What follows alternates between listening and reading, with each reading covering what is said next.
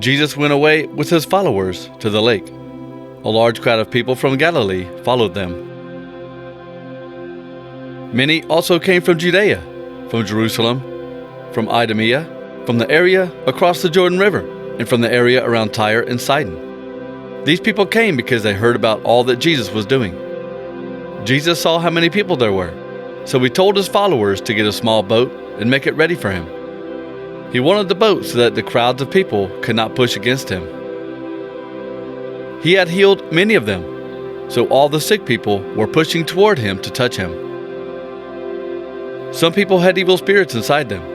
When the evil spirits saw Jesus, they bowed before him and shouted, "You are the Son of God!"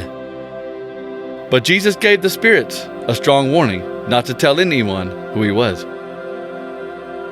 Then Jesus went up on a hill and invited those he wanted to go with him.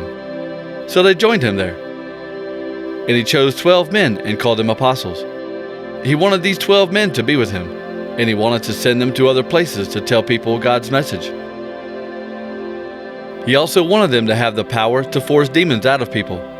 These are the names of the 12 men Jesus chose: Simon, the one Jesus named Peter; James and his brother John, the sons of Zebedee, the ones Jesus named Boanerges, which means sons of thunder; Andrew, Philip, Bartholomew, Matthew, Thomas, James, the son of Alphaeus, Thaddeus, Simon the Zealot, Judas Iscariot, the one who handed Jesus over to his enemies. A few days later, Jesus went out to a mountain to pray. He stayed there all night, praying to God. The next morning, he called his followers. He chose 12 of them and called them apostles. These are the ones he chose: Simon, Jesus named him Peter; Andrew, brother of Peter; James, John, Philip, Bartholomew, Matthew, Thomas, James, the son of Alphaeus, Simon, called the Zealot; Judas, the son of James, Judas Iscariot, the one who turned against Jesus. When Jesus saw the crowds of people there, he went up on a hill and sat down. His followers came and sat next to him. Then Jesus began teaching the people. He said, "Great blessings belong to those who know they are spiritually in need. God's kingdom belongs to them. Great blessings belong to those who are sad now. God will comfort them. Great blessings belong to those who are humble. They will be given the land God promised. Great blessings belong to those who want to do right more than anything else. God will fully satisfy them. Great blessings belong to those who show mercy to others. Mercy will be given to them. Great blessings belong to those whose thoughts are pure. They will be with God. Great blessings belong to those who work to bring peace. God will call them his sons and daughters. Great blessings belong to those who suffer persecution for doing what is right. God's kingdom belongs to them. People will insult you and hurt you. They will lie and say all kinds of evil things about you because you follow me. But when they do that, know that great blessings belong to you. Be happy about it. Be very glad because you have a great reward waiting for you in heaven. People did these same bad things to the prophets who lived before you." Jesus and the apostles came down from the mountain. Jesus stood on a flat place. A large crowd of his followers was there. Also, there were many people from all around Judea, Jerusalem, and the seacoast cities of Tyre and Sidon. They all came to hear Jesus teach and be healed of their sicknesses. He healed the people who were troubled by evil spirits. Everyone was trying to touch him because power was coming out of him. Jesus healed them all. Jesus looked at his followers and said, "Great blessings belong to you who are poor. God's kingdom belongs to you. Great blessings belong to you who are hungry now.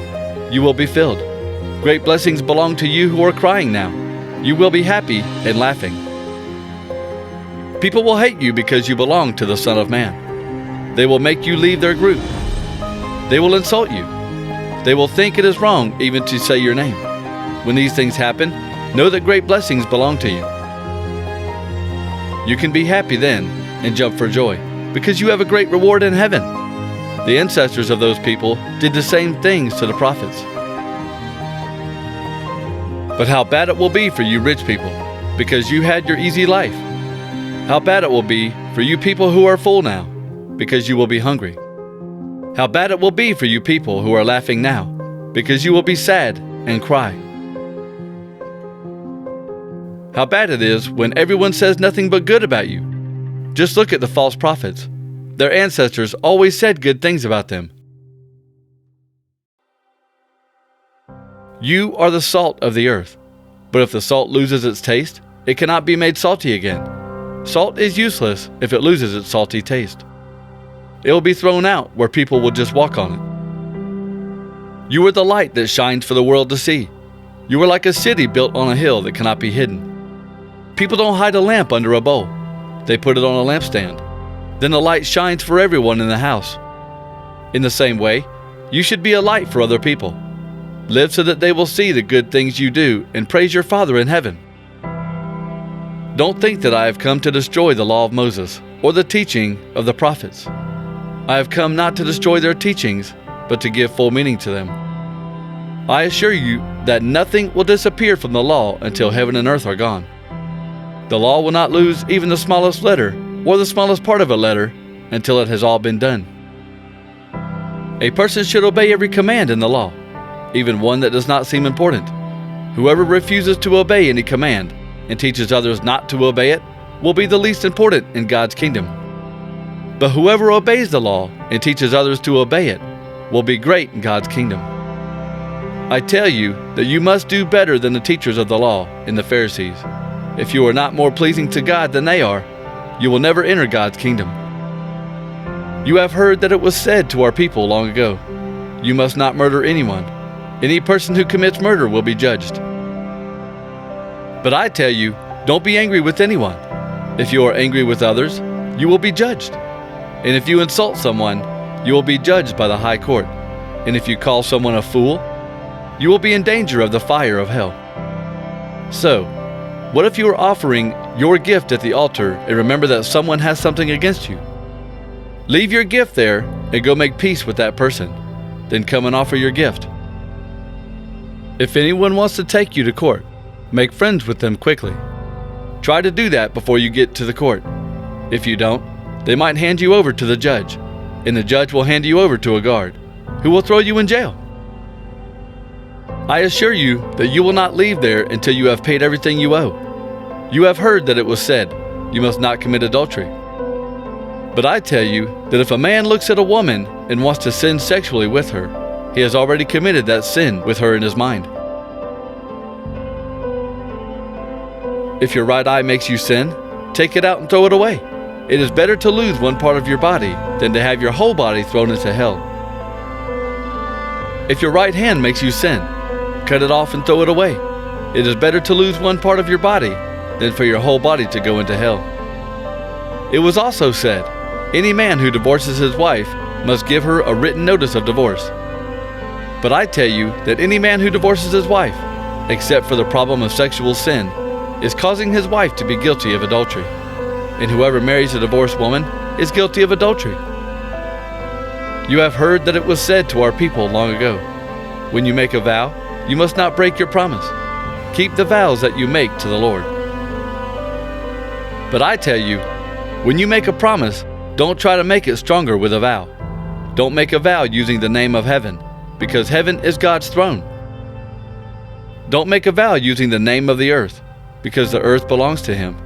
Don't make a vow using the name of Jerusalem, because it also belongs to Him, the great King. And don't even say that your own head is proof that you will keep your promise. You cannot make one hair on your head white or black. Say only yes if you mean yes, and say only no if you mean no. If you say more than that, it is from the evil one. You have heard that it was said, "An eye for an eye, and a tooth for a tooth." But I tell you, don't fight back against someone who wants to do harm to you. If they hit you on the right cheek, let them hit the other cheek too. If anyone wants to sue you in court and take your shirt, let them have your coat too. If a soldier forces you to walk with him 1 mile, go with him 2. Give to anyone who asks you for something. Don't refuse to give to anyone who wants to borrow from you. You have heard that it was said, 'Love your neighbor and hate your enemy.' But I tell you, love your enemies. Pray for those who treat you badly. If you do this, you will be children who are truly like your Father in heaven. He lets the sun rise for all people, whether they are good or bad. He sends rain to those who do right and to those who do wrong. If you love only those who love you, why should you get a reward for that? Even the tax collectors do that. And if you are nice only to your friends, you are no better than anyone else. Even the people who don't know God are nice to their friends. What I am saying is that you must be perfect, just as your Father in heaven is perfect. But I say to you people who are listening to me, love your enemies. Do good to those who hate you. Ask God to bless the people who ask for bad things to happen to you. Pray for the people who are mean to you. If someone hits you on the side of your face, let them hit the other side too. If someone takes your coat, don't stop them from taking your shirt too. Give to everyone who asks you for something. When someone takes something that is yours, don't ask for it back. Do for others what you want them to do for you. If you love only those who love you, should you get any special praise for doing that? No. Even sinners love those who love them. If you do good only to those who do good to you, should you get any special praise for doing that? No. Even sinners do that. If you lend things to people, always expecting to get something back, should you get any special praise for that? No.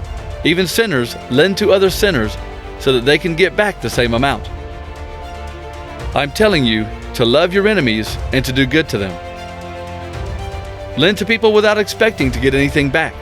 If you do this, you will have a great reward. You will be children of the Most High God. Yes, because God is good even to the people who are full of sin and not thankful. Give love and mercy the same as your Father gives love and mercy. Be careful. When you do something good, don't do it in front of others so that they will see you. If you do that, you will have no reward from your Father in heaven. When you give to those who are poor, don't announce that you are giving. Don't be like the hypocrites. When they are in the synagogues and on the streets, they blow trumpets before they give so that people will see them. They want everyone to praise them. The truth is, that's all the reward they will get. So when you give to the poor, don't let anyone know what you are doing. Your giving should be done in private. Your Father can see what is done in private, and He will reward you.